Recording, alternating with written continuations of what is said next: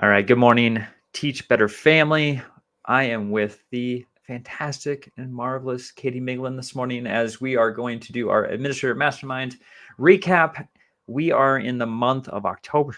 I can't speak. And we're close to Halloween and talking about student behavior. So, with that, I tried to have, as always, I know Katie had some doubts this morning. I was a little offended by her question of, is this a fun question to start things off? But Katie, I'm going to read this off and let you kind of respond to what the group was discussing here. But my extra fun question this morning was, imagine growing up and you have a class swap card that allows you to exchange your least favorite class growing up with your favorite class at any time you want, which I wish I had growing up. Whose class would you swap out and whose class would you swap into? And it was pretty interesting, the responses. So, Katie, what did you learn about our admin mastermind crew? Well, there was a pretty big variety of answers, which I didn't totally expect because we do find that sometimes educators are like-minded. But there were, a few answers that people who would swap out chemistry, math, or something like that for an elective course, band, orchestra, art, which makes sense, right? We talked about a lot of those classes are more hands-on, they're more engaging, so that made sense. But it was like there was just kind of a mix of some people preferred the English classes, some people preferred science classes or social studies classes. A lot of us kind of laid like on the class that we remember positive things about a teacher, which was the point I think of why you asked it, but kind of what teachers set, a good environment or made it more engaging, things like that. So yes, I will admit I maybe questioned the fun factor, but it was kind of fun to think through like, oh, if I went to this class, what could I have swapped it out for? So good job, Josh. Way to start us on a good note. Well, you kind of called me out a little bit about my intentions. Yes, that's exactly why I asked the question, was because I wanted folks to remember as a student, for the classes, your physics, your science classes. I think the funniest one was the smell of frogs, before you have to dissect them, and how that's, administrators said that, they would go anywhere other than that class, specifically for that lesson. But just remembering like what your behavior was like with certain teachers or Yep. in certain subjects, and how that may have gotten in the way of the success of your academics. And so, the first question that's kind of like bridged that concept was, how do you differentiate between student misbehavior resulting from boredom or disinterest in the lesson, and maybe an underlying deeper issue going on in their life? Obviously, as administrators, we don't have a lot of time with students, and so we get called on the radio or through a phone or an email, whatnot, or text message, like, come save me, get this kid, something's Yep. going on. And so you have to kind of rush up. And so we kind of talk through, some of the ways an administrator can figure out what's going on with that student. So, Katie, what were your takeaways from, what's going on our campuses? I felt like pretty consistently people said, looking at data, looking at trends, talking to PLCs, talking to other teachers, looking at the student in different settings to see, is this a specific situation? Is it constantly happening with one classroom or teacher?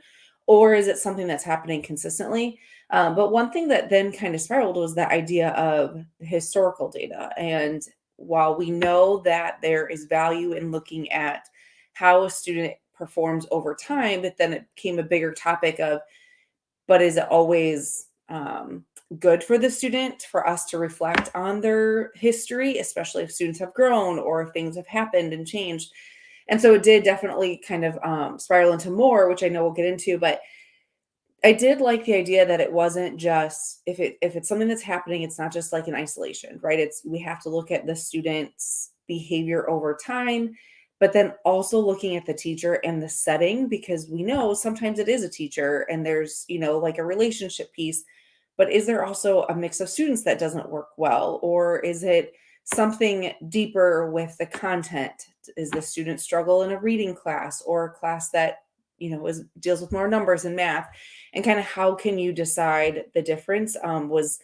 it really just came down to like talking to colleagues and looking at that trend, which I thought was totally appropriate and made sense.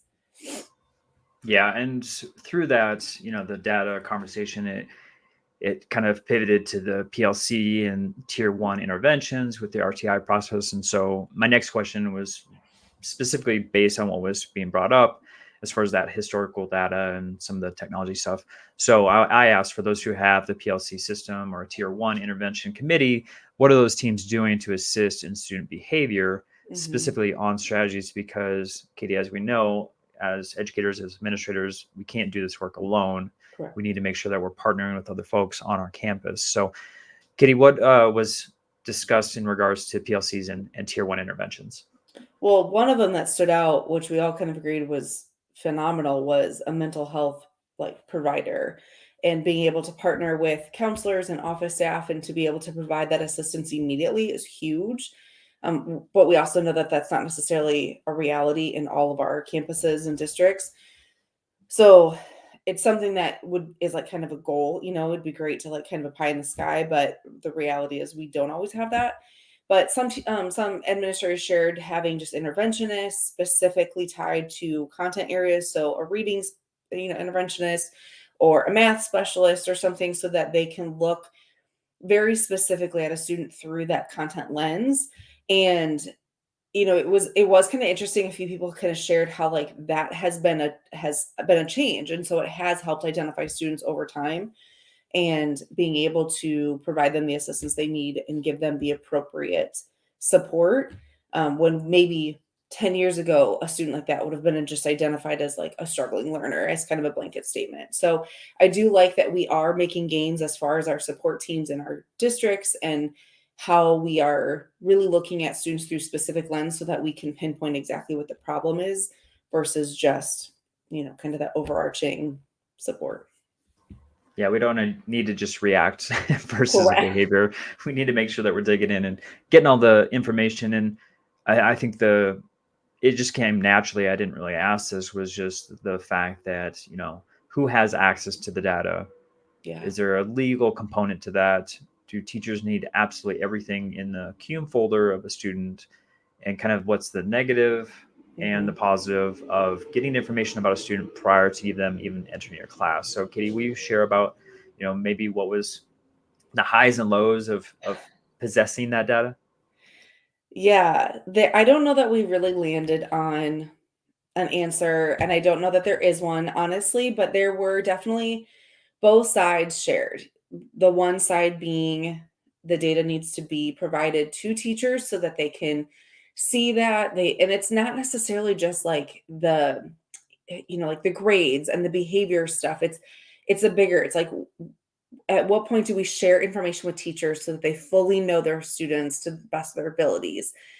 But then the other side was, is some of that needed? Is it being held against students? If you have a student who has grown a ton, are we holding some of that information against them, thinking that they're falling into that mold? If they were a difficult third grader, it doesn't always mean they're going to be a difficult fourth grader. And so it's kind of navigating that, but also just there was lots of conversations about the legalities of it, of, teachers are not always trained or really kind of in the moment thinking about how they're typing things in, to whether it's spreadsheets or online platforms or whatever. So it was kind of the conversation really kind of lended itself to like, how do we navigate that as a building or as a district, campus, whatever, so that teachers have the information they need so that they can make appropriate next steps and support students, fully, but then also so that it's not gossipy or put in the wrong hands or done kind of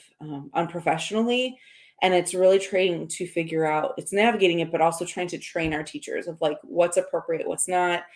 And so I think the kind of the consensus was, we've got to educate our teachers so that they know what to do with the information, and then also how to report out the information, but also how to advocate for themselves as well. As far as, you have an issue with a student, who are the people you can go to get that information? And so it really kind of comes down to looking at your building and deciding how that culture is already established, but then also providing the appropriate resources. And so I know there were several people who kind of talked through like, what do they do in their building? How does a teacher advocate? What happens at PLCs? all that good stuff. But I think it takes some reflection before you can take action. Yeah, I think the conversation was mostly like, no one taught us how to do this. We had to kind of fumble around and figure this out as far as how much we give to our staff, even the transition meetings too. A fifth grader going to do a sixth grade or a middle school, that Right. information getting passed to you, like what do you do with that information, or the vice versa, an eighth grader going to high school and you have to give information to that school, like what is it that's important for them to know without it becoming a negative, a stigma, or Yep. fill in the blank as to what might come of that in a negative way, where the kid is starting off kind of as a negative versus Mhm. a clean slate and trying to make a name for themselves. So yeah, I thought that was a really interesting conversation, and one I think that hopefully will be expanded in our Facebook group, and I want to make mention of that. Yep. So next week is Halloween. Katie, I know you're pretty excited about that. Yeah, And bring the so costumes. I know. So we're going to have a lot of fun next week. So hopefully everyone will join for that. But also, we're starting something new. So if you're already signed up with the Teach Better Mastermind link, if you haven't done that, if you've landed on YouTube, you're checking this out for the first time and you want to be a part of the conversation, go to teachbetter.com/mastermind. We meet every Tuesday morning, 9 a.m. Eastern time. However, in addition to the Zoom link that you'll get for the Tuesday morning meeting, you'll also get this link for Facebook. It's a private group specifically just for our admin, for our mastermind. And we're having conversations already in there to share out resources. If there's something that's going on that you want to collaborate with, as far as the group, that is there for you. But I'm also posting as far as topics that we want to discuss in the future. So, Katie, this is something new that we're doing. So in the month and well, technically on Halloween, we're starting this off. We're kicking off and we're just taking topics that people are suggesting in that Facebook group. And, if you're not in the Facebook group and you want to comment here on YouTube, you can do that too. But I'm taking the Facebook group suggestions and we're going to build out some questions specifically for that to help the needs of our admin. And yeah, I want everyone to join that, get in the conversation, and hopefully it's something that we're getting support throughout the week, not just on Tuesday mornings. Yeah. Pretty excited Join about it. Yeah, I think that's great. I also want to kind of put a plug out there for if you are an administrator or if you work with administrators, any kind of like leadership role, but you know that there are people who might struggle to get to the meetings, please let us know, invite them to that Facebook group, because I know I've had conversations with administrators where their buildings open right when our meetings are, and it's just that. Yeah. tricky time. So being a part of the Facebook group lets you be a part of the conversation, even when you can't physically be at the meetings. So please, we really want this community to be a place where you can go for resources, have great conversation, but stay connected. So if this is benefiting you, but you know there's other people who could benefit from, please let us know, invite them, because the more the merrier. We'd love to kind of expand this administrator family for sure. Yeah. Okay, that's such a great point because I mean that's essentially why we do these recaps, just Yep. because folks can't make the meetings and get pulled away, and we know admin life is just insane. So we're here to Yeah. support in any way possible. We're trying to continue to build out so that we have this community, and we just appreciate each one of you for the work that you do every single day with your students, your community, and your teachers. And we want to continue to support you. So if you have any questions, if you have any needs, please reach out to Katie and I, as we are here for you every single day. Katie, thank you so much for joining me on this wonderful recap. And I cannot wait to see what costume you have next week. We'll see.